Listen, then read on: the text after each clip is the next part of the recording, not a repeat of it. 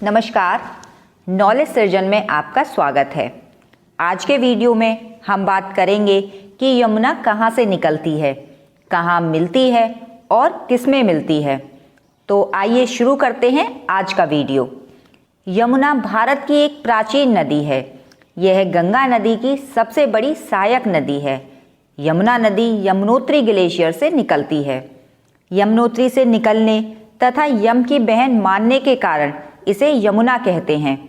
कालिंदी पर्वत से प्रवाहित होने के कारण इसे कालिंदी भी कहते हैं। समुद्र तल से यमुना की ऊंचाई 3293 मीटर है। इसकी कुल लंबाई 1376 किलोमीटर है। यमुना नदी की सहायक नदियां चंबल, असोम, गिरी, बेतवा, केन आदि हैं।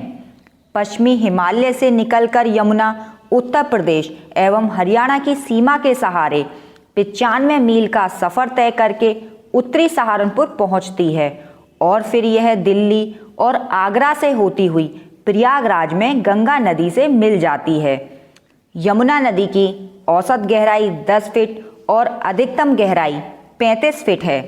यमुना के तटवर्ती नगरों में दिल्ली, आगरा के अतिरिक्त इटावा, कालपी, हमीरपुर और प्रयाग मुख्य हैं। प्रयाग में यमुना एक विशाल नदी के रूप में प्रस्तुत होती है और यहीं पर यमुना गंगा में मिल जाती है और इन नदियों के मिलन को संगम कहते हैं। यमुना के तटवर्ती स्थानों में दिल्ली के बाद सर्वाधिक बड़ा नगर आगरा ही है।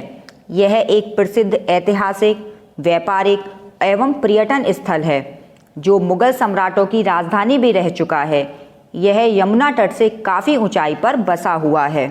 दुनिया के 7 अजूबों में से एक विश्व प्रसिद्ध इमारत ताजमहल इसी नदी के किनारे पर स्थित है।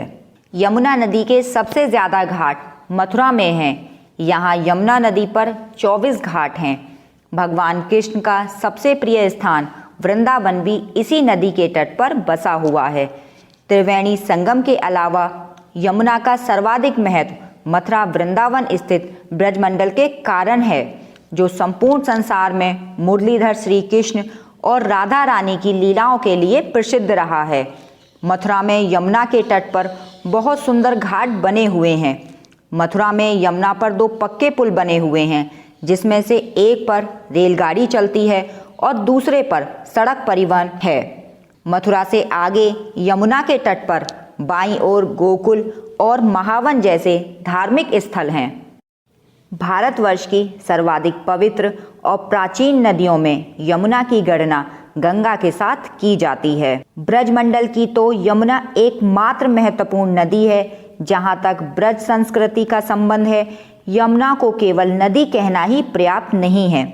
वस्तुतः यह ब्रज संस्कृति की सहायक, इसकी दीर्घकालीन परंपरा की प्रेरक और यहाँ की धार्मिक भावना का प्रमुख आधार रही है। ब्रज भाषा के भक्त कवियों और विशेषतः बल्लम सांप्रदायिक कवियों ने गिरिराज गोवर्धन की भांति यमुना के प्रति भी अतिशय श्रद्धा व्यक्त की है। इस संप्रदाय का शायद ही कोई कवि हो जिसने अपनी यमुना के प्रति अपनी काव्य श्रद्धांजलि अर्पित ना की हो। उनका यमुना स्तुति संबंधी साहित्य ब्रज भाषा भक्ति काव्य का एक उल्लेखनीय अंग है।